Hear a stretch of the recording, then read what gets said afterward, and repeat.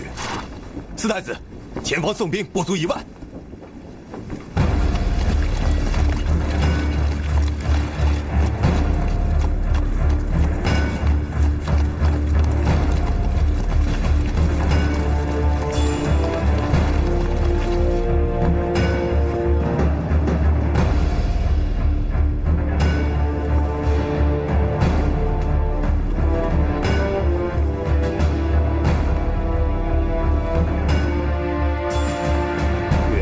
兵力不足1万，就想阻止我过河。今天我要让他看看铁浮屠的威力，让我们灭了他！是。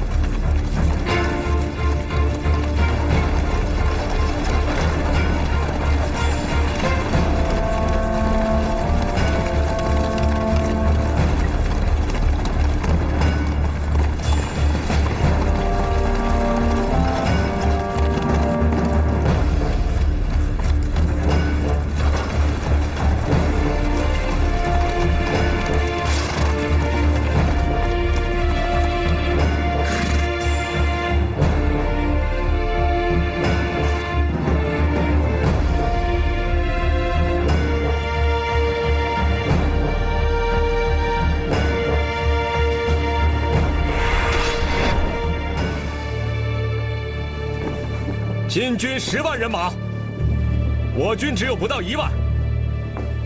金兀术一定会轻敌。铁浮屠虽然威力巨大，所向披靡，但是也有一个弱点，就是太笨重。我们要用车轮战，消耗他们的体力和士气。你们打一会儿便撤，不要跟他们硬碰硬。我要把金兀术引出来，让他与我对峙。牛皋在，你先上。好，看我能杀几个北蛮子。老牛，有酒给我啊！好，驾！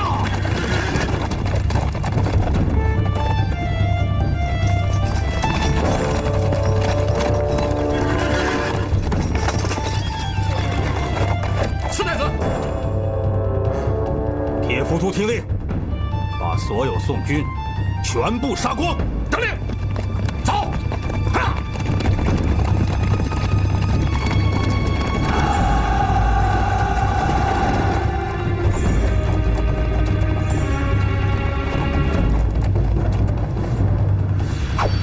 兄弟们，给我杀！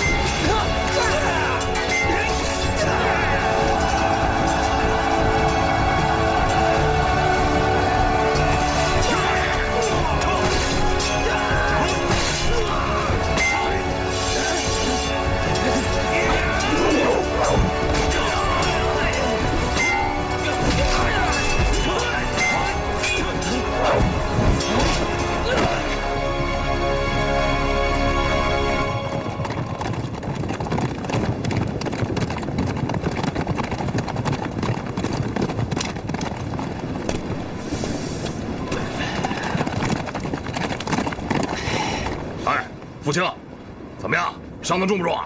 没事，一点小……轻一点，老尤，你小心点，他们的铁甲砍不进的。哎，我刚才已经领教过了，你放心吧，我知道怎么打了。王贵，兄弟们，给我杀！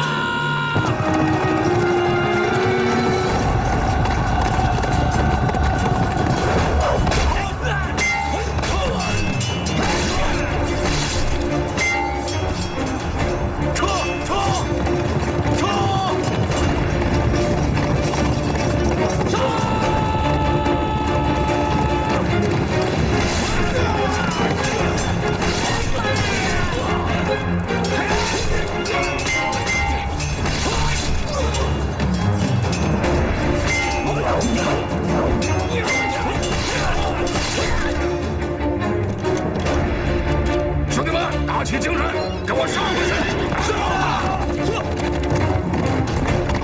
跟我出去再杀一回！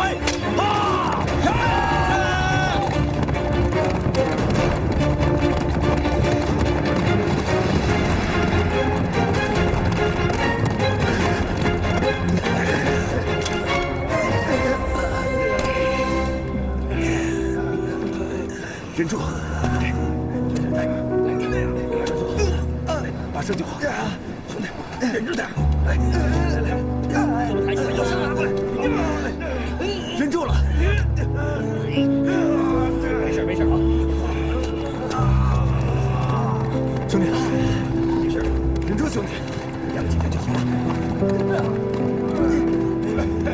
兄弟们，这点伤对咱们岳家军来说算不了什么，大家都坚持住。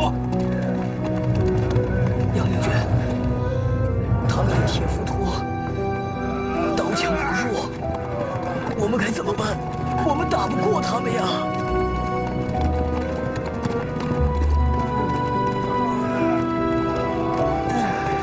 兄弟们，上马！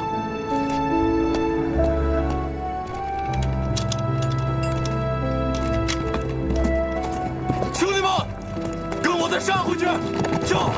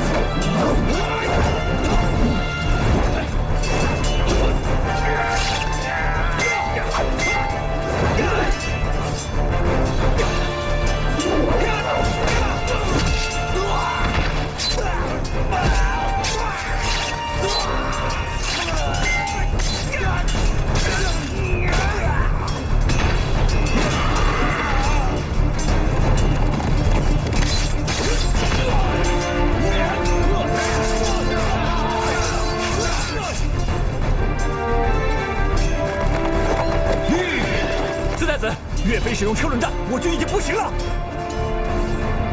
看他们能够有多少人，全部给我上！上！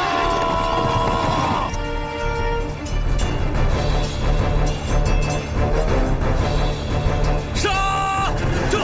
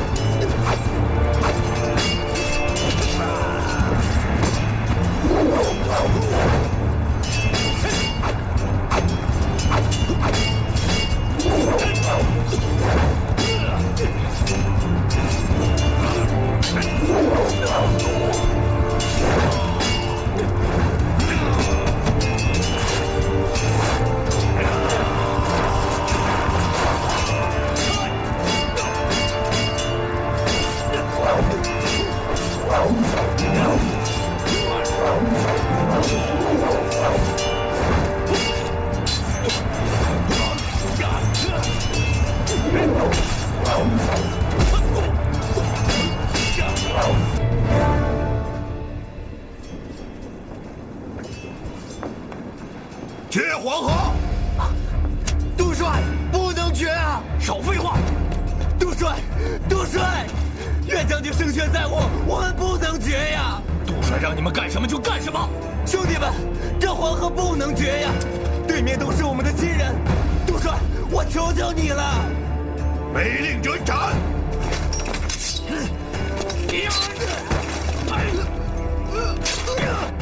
看你们谁还敢抗命！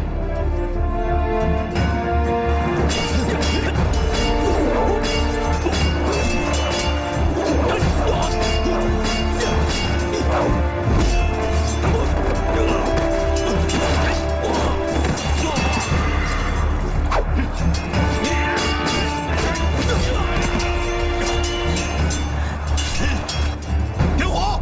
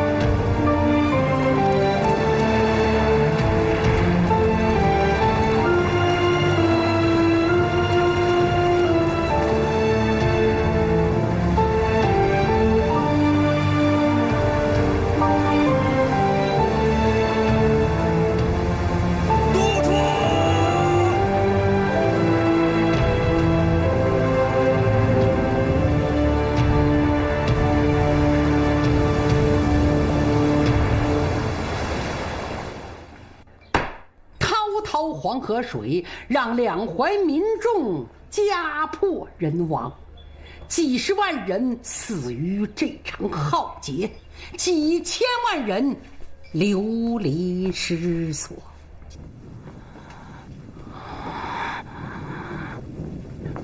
是谁下令决斗黄河？我要他的命！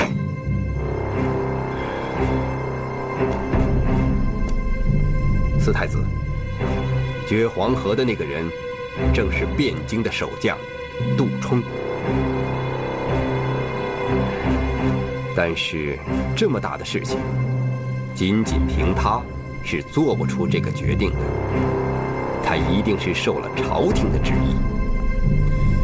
也就是说，罪魁祸首就是宋朝的皇上。好，下一个杀的就是他。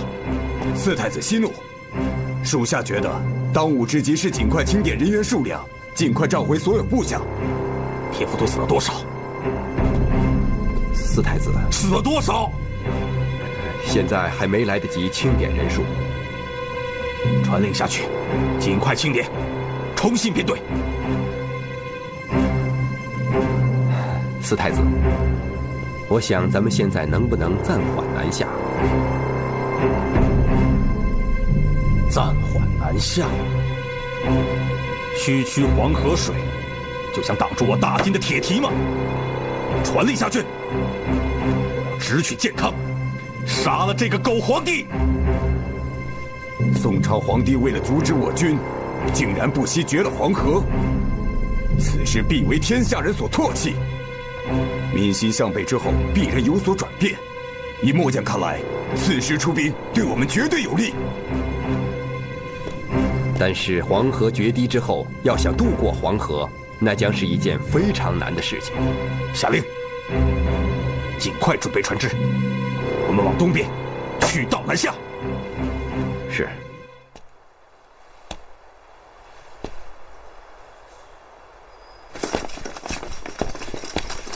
杜帅，杜帅，怎么样？挡住金人没有？挡住了，挡住了！铁浮屠速度太慢，死伤惨重，江面上到处都可以看见他们的尸首啊！好，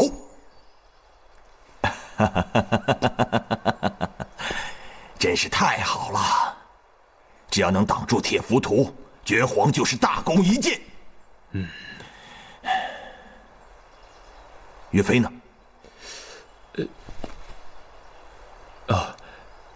生死不明。有没有找到尸首？没有。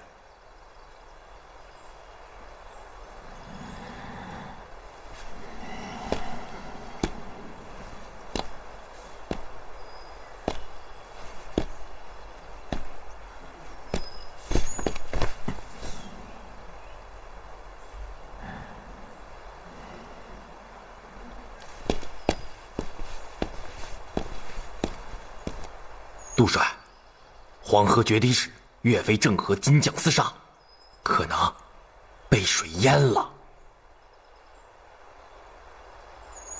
当我们想杀岳飞的时候，每次到必死的情形时，他都能逃过一劫。这一次要是叫他逃脱了，他是绝对不会放过我的。您的官阶比他高，手中又握有重兵，我就不信他敢以下犯上。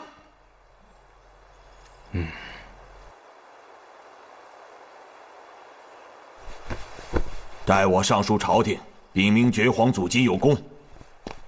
等皇上回复了再说吧。还有，最近府内严加防守，谨防有人闯入。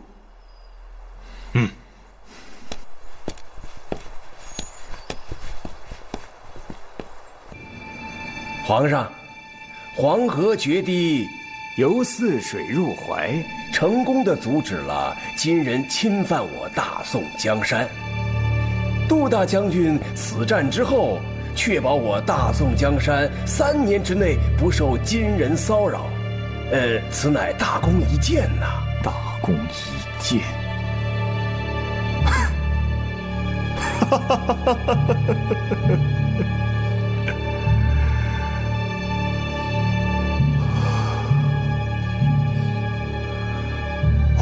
河决堤，涂炭生灵。你们知不知道，我大宋有多少子民丢了性命，多少百姓流离失所？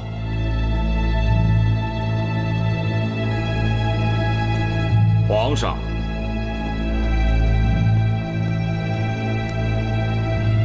杜将军此举虽有失民心，但他的确阻挡了金人。金人残暴，众所周知。若不是绝了黄河，那金人长驱直入，到时候死伤的百姓，绝不会在少数的。秦大人此言差矣，绝黄河死伤的人数，已经远远高于金兵入侵。如今两岸之地疫情蔓延，就是最好的证明。皇上，如今之计，如何救百姓于水火才是最重要的呀。赵大人，言之有理。皇上，依微臣所见，这次杜将军是立了大功的，朝廷应该对立功之臣给予赏赐才是啊。王大人，如今百姓流离失所，疫情蔓延，你难道只关心赏赐吗？赵大人，你这话是什么意思啊？你皇上，两位大人请息怒。皇上，两岸之地前日确实民怨四起，如何救灾才是当务之急。恳请皇上尽快下诏，特派官员前往两岸救灾，以平民怨。秦大人说的很有道理，这件事情就交由你去办吧。需要多少银两？这个，皇上，请容微臣回去核算一下，尽快回奏皇上。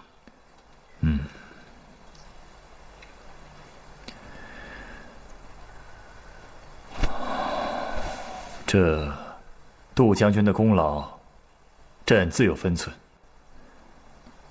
各位大臣，就不要再争了。如果没什么事的话，退朝吧。退朝，恭送皇上。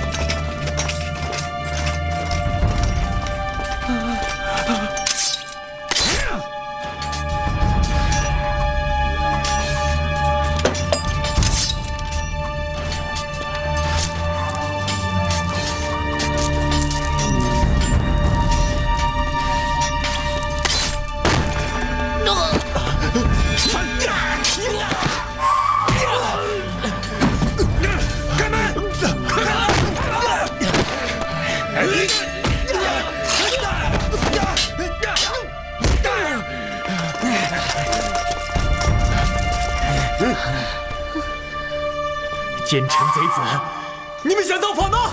我们来替天行道。昏君，还不束手就擒！苗父，刘知燕，你们夜闯朕的寝宫，该当何罪？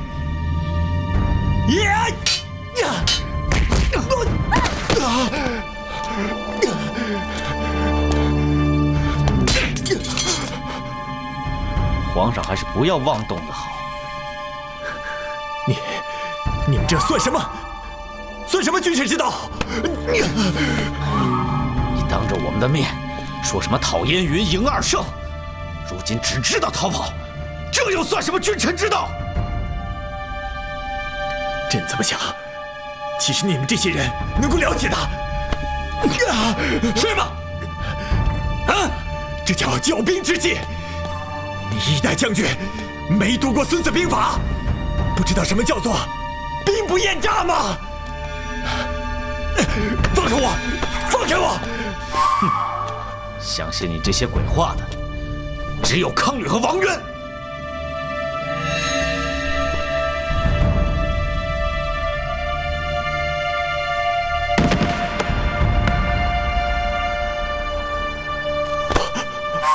如今他们已经人头落地了，你是不是要跟臣子们说句真话，说句良心话？真话，良心话。过河，过河。记得吗？有个叫岳飞的，恭恭敬敬地给你上折子，要你下旨过河赢2胜。可是你还把他的好心当成了驴肝肺，还让他卸甲归田了。赵构，你就别妄想了，我们俩可不是岳飞，我们俩是不来则已。既然来了，就跟你表个明白。听咱的，什么都好说；不听咱的，就让你白刀子进，红刀子出，不让你石头缝里栽花，坐这赔本生意。你这当皇帝的，只知道白天吃喝拉撒，夜里抱着光屁股的女人睡觉。你知道这宫里的文文武武、老老少少，有多少是要你送去凌迟3日的混账东西？你听着，今天晚上面对面跟你说话的，不是我刘正彦和苗父，而是20万精兵、数百员猛将。只是你的眼睛里只看得见女人，却看不见杀机。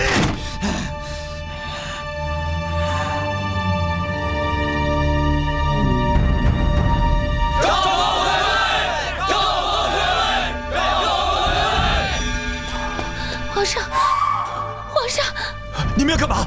放开他！你们到底要干什么？你写下罪己诏，废帝退位，朝廷立你的小儿子登基，由孟太后垂帘听政。就这么多？就这么多还不够吗？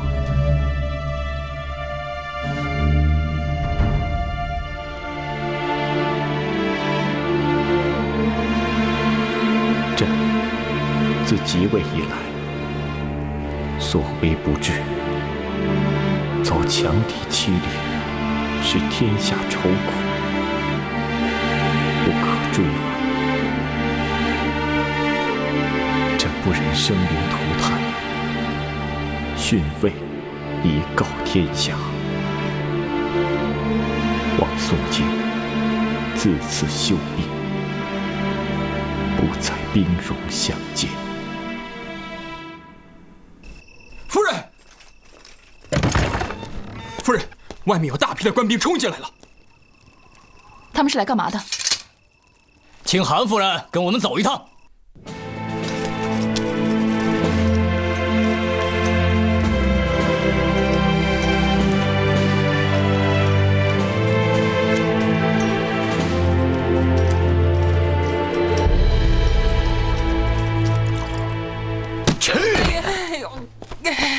你给我滚过来！滚过来！哎，来喝！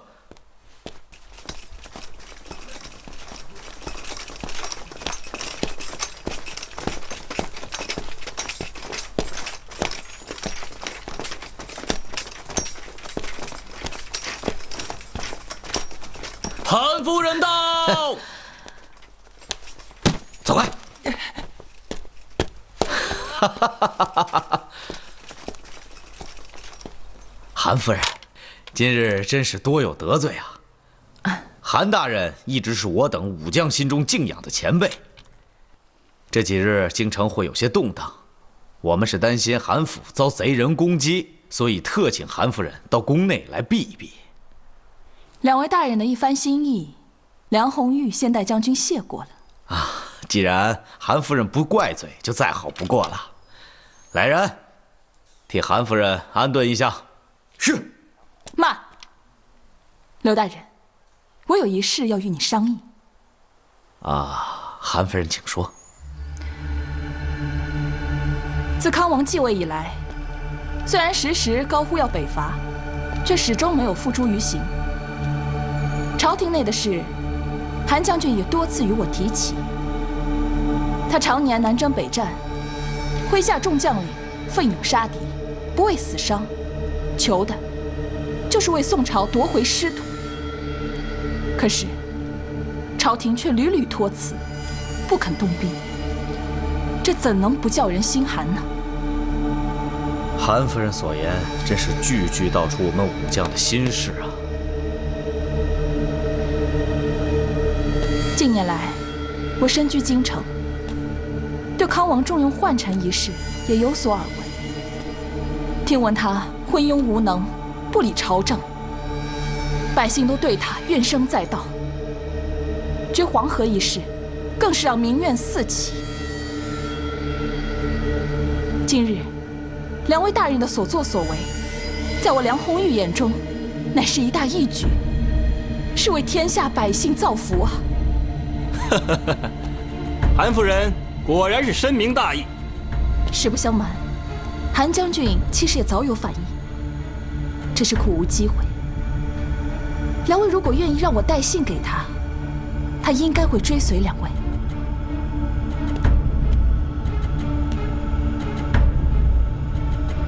韩夫人所言正合我们心意。但这路途遥远，夫人不如先将孩子放到我们这儿，我们会派专人照顾的。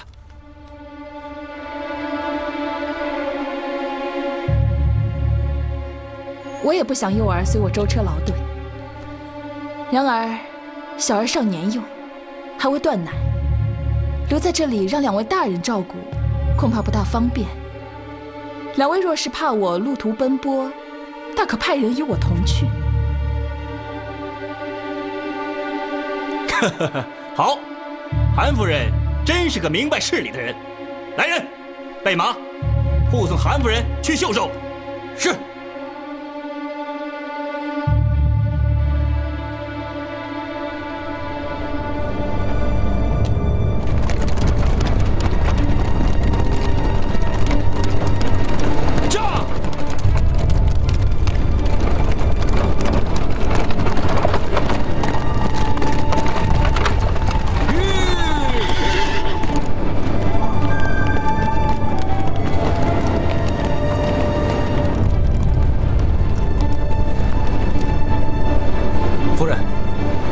为何停车？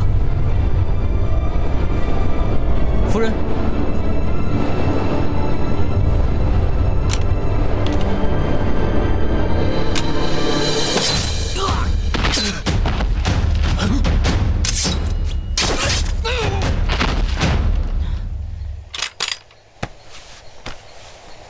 走！驾！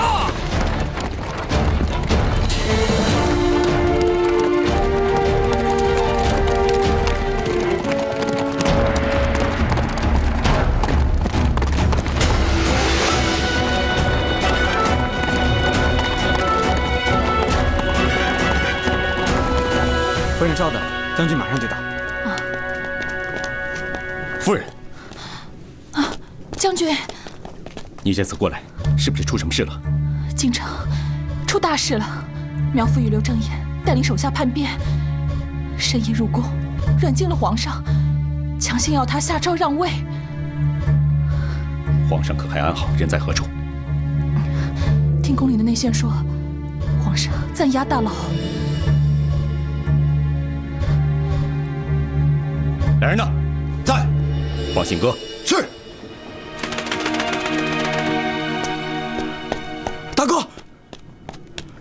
大哥，出事了！这是韩将军所发的飞鸽传书。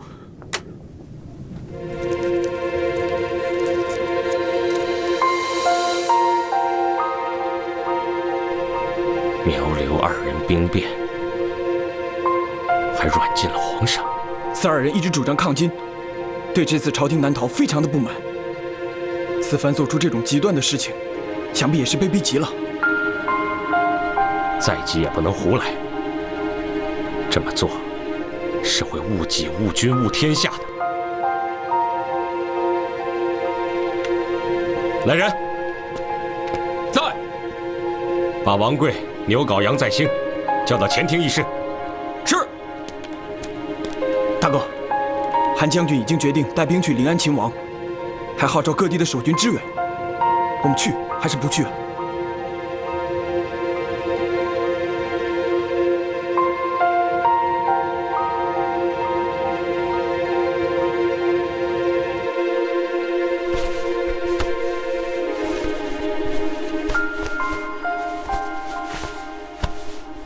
杜帅，韩世忠传信给了各路将士，号召秦王。现在各路将军纷纷响应，那我们什么纷纷响应？除了刘光世去了临安，其他人等都是嘴上热闹，根本没见什么动向。那杜帅的意思是等，大家都在等，我们也别着急呀。临安的局势还不知道怎么样呢。要不我们也学别人，表面响应韩世忠的秦王号召，但实际按兵不动，静观其变。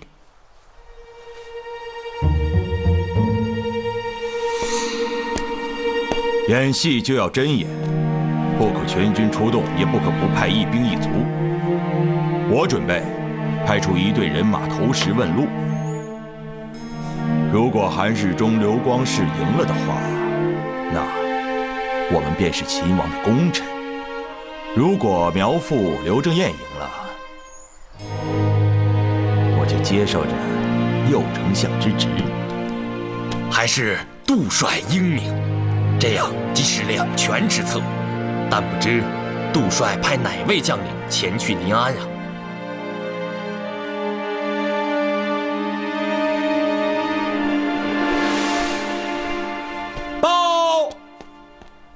禀告将军，岳飞求见。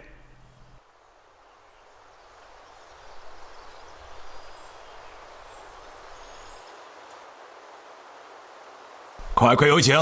是。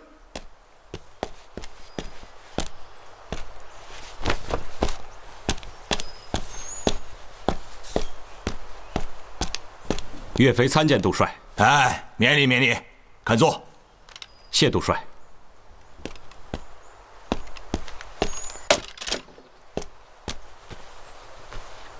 临安之危，想必杜帅已经知晓。我已经收到韩将军的书信了，不知杜帅作何打算？皇上有难，做臣子的自当火速前往救驾。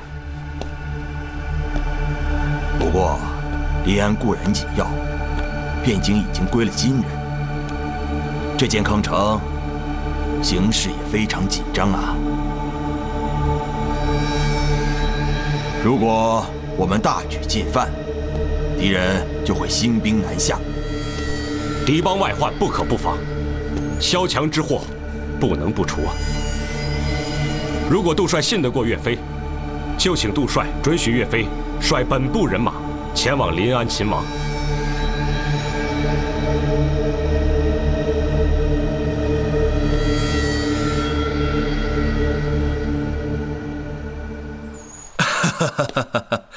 岳将军，秦王是要紧的事，杜帅本该亲自领兵前往临安，但眼下这形势不容杜帅亲自动身啊。若是皇上日后问起杜帅为何不亲自领兵前往，但不知岳将军将如何回答？岳飞是杜帅的手下，岳飞前往临安勤王，等同于是杜帅前往临安勤王。杜帅虽身位在临安，却无时无刻不忧心皇上的安危啊！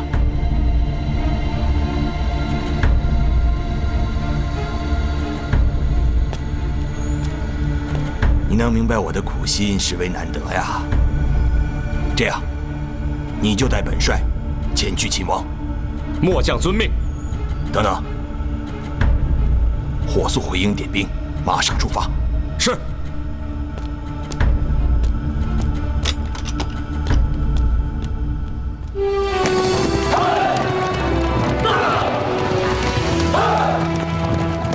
此次临安之行，免不了要兵戎相见。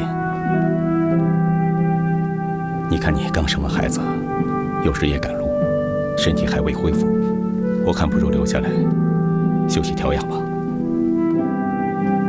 官人，你应该明白，越是危险，我就越是应该陪着你。论武功，论谋略，这两个人都不是我对手，所以说，娘子你不用担心。再说，咱们现在已经有了燕儿。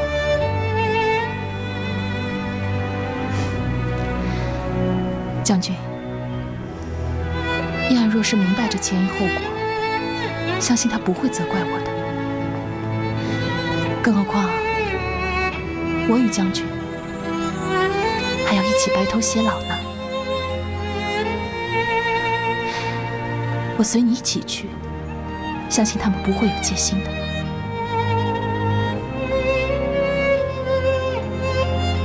好。京城的4个入口都有重兵把守，城外也有士兵驻扎。苗刘2人此次兵变部署周全，想必是计划已久。现在皇上还在宫内，所以我们此次行事一定要小心，切勿打草惊蛇。好，岳大哥，要不这样吧，我们兄弟几个明日先做乔装打扮，然后再混入京城，你看如何？对，这样好过硬闯。我也正有此打算。岳大哥的那张脸啊，有多少人知道啊？恐怕光是乔装打扮不够吧？啊！我自有打算。东门的守将是苗父的家里人，颇有些本事。张宪，你去吧。得令。你要多少兵马？嗨，多少都可。越少越好，可否？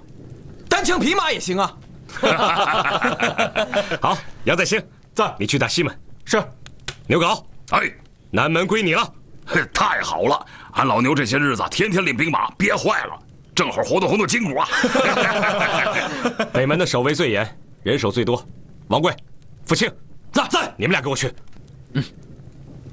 诸位，明日黄昏，韩将军会亲自入宫，一旦确定了皇上的安全，他就会给我们信号，届时我们一起动手。明日之事，只许成，不许败；只许进，不许退，明白吗？明白。这梁红玉已经去了5天了，怎么还是杳无音讯？莫非情况有变？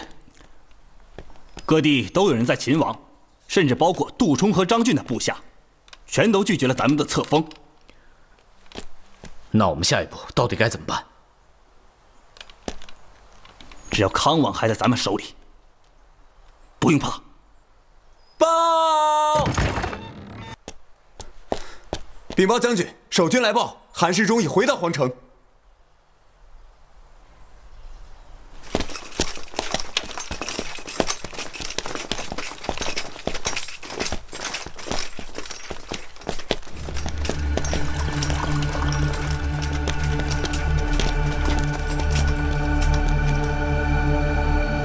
见过2位将军。赐座，上酒。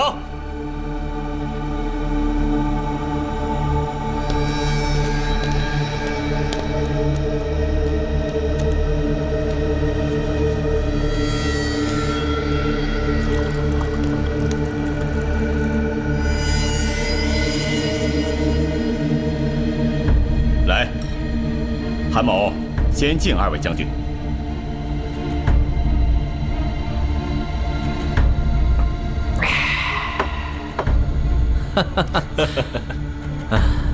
素闻韩将军是个爽快人，今日一见，传言不虚啊！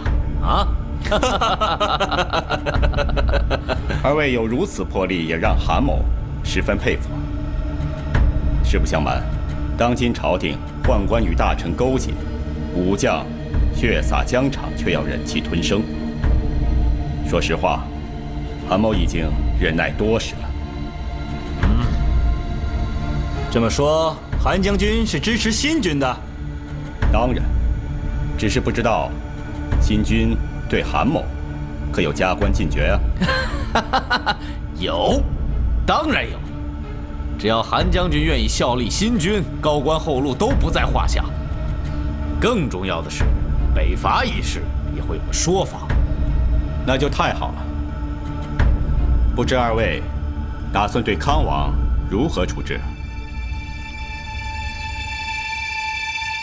那韩将军有什么建议啊？我大宋讲究君臣之道，名不正，则言不顺；言不顺，则事不成。就这么一直把他关着，又没有合适的罪名，我看反而难以服众。呵呵，韩将军果然说的有道理啊！依韩某之见呢，不如封他一个王爷的爵位，把他贬到边疆去。 既可以保存了名声，又可以无后顾之忧。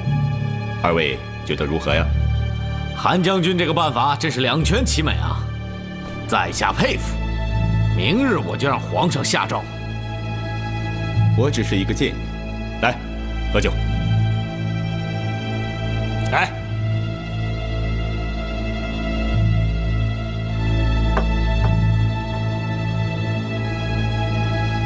如果2位将军不介意的话，我有几句话想向康王交代一下。什么话？当年他重用宦臣，韩某直言相劝，却落了个险些罢官，这口气不出，义愤难平啊。这样看来，我也有话要说。来人，在。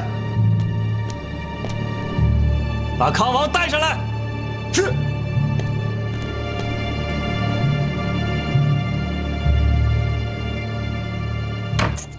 哟，你们这对狗男女，死到临头了还不忘风流啊！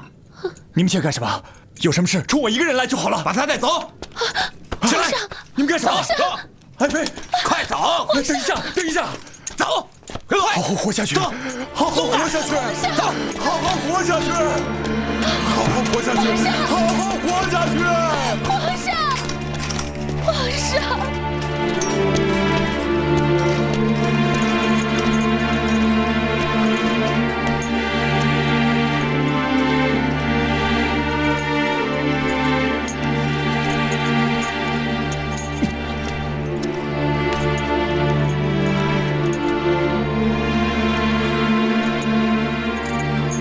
跪下！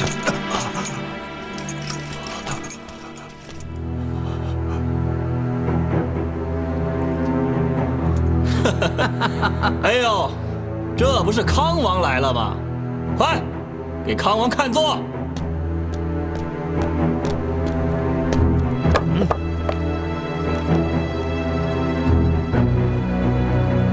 康王，你怎么不坐呀？啊？坐呀！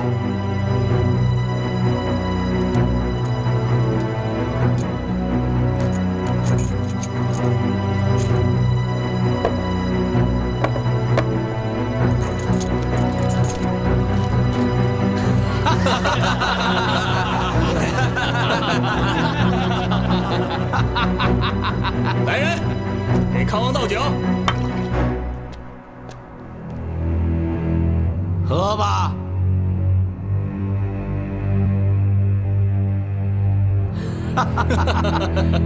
喝！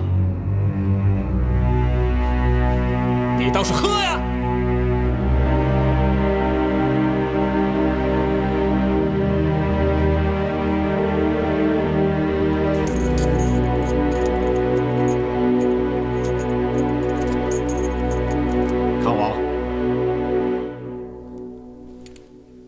今天叫你来，是有一个喜讯要告诉你。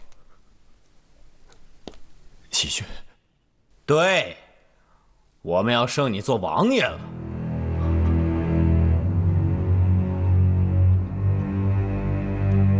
王爷？派你去岭南做王爷，有良田万顷，不但没有生命之忧，还有朝廷的赏赐可以拿呢。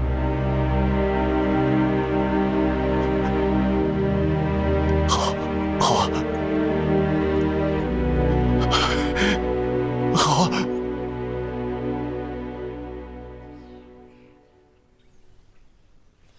各位大人，今日喝得这么高兴畅快，真是难得。不如让我来为各位大人击鼓助兴，你们看可好？好，早就听说韩夫人是个击鼓的高手。既然韩夫人愿意赏脸，当然好了啊！好。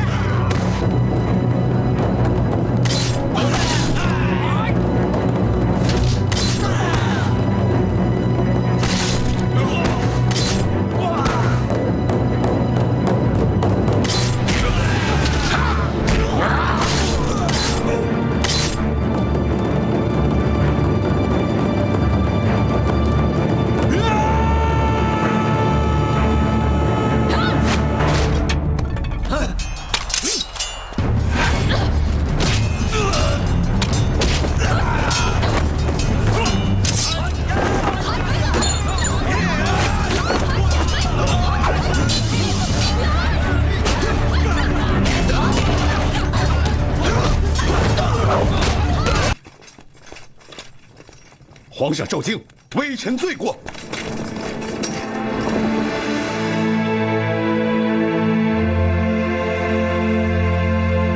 皇上驾到！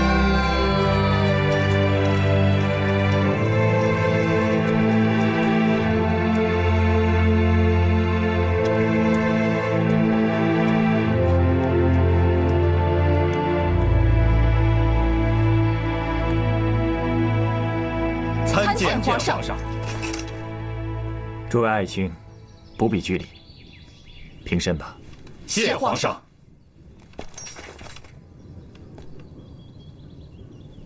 今日朕特别让御厨备下酒宴，这一方面是为诸位庆功，二来嘛，就是不想拘这些君臣之礼。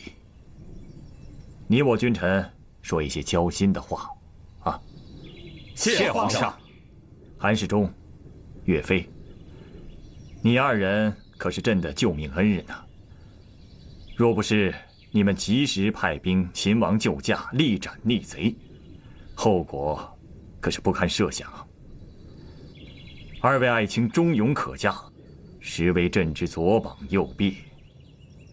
有你等忠臣，我大宋必胜。皇上过誉了。皇上，经过这几日折腾，龙体可安？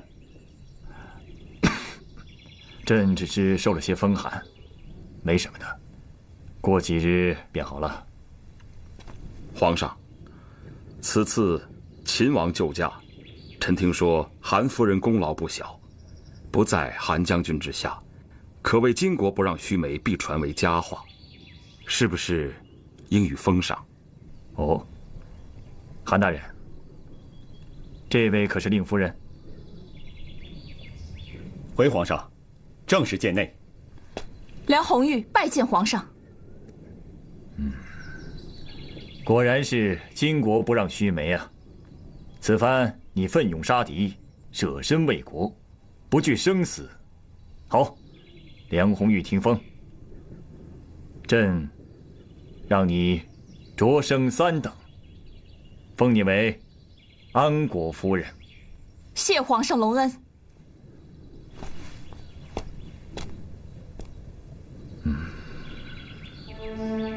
如今金人急兵南下，建康就是他们必攻的地方。若建康一失，大宋难保啊！岳飞，你是员虎将，有你守在建康的话，朕会安心很多。皇上放心，末将誓死守卫建康。诸位爱卿，同心协力，保我大宋江山，让百姓不再流离失所，也算告慰困在金营的二弟。迎回二圣，收复故土。